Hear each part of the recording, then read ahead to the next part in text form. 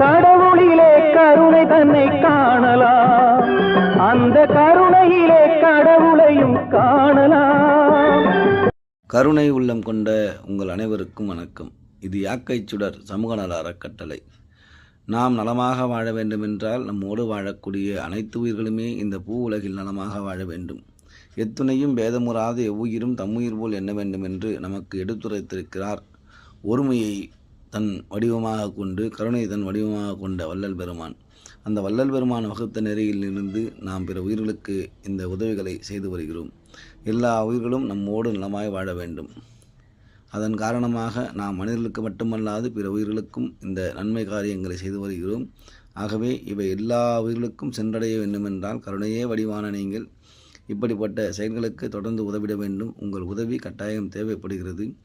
எல்லா உயிர்களும் நலமாய் வாழ நீங்கள் கருணையோடு உதவிடுங்கள். இது யாக்கைச் சுடர் சமூக நல அறக்கட்டளை. நன்றி, வணக்கம்.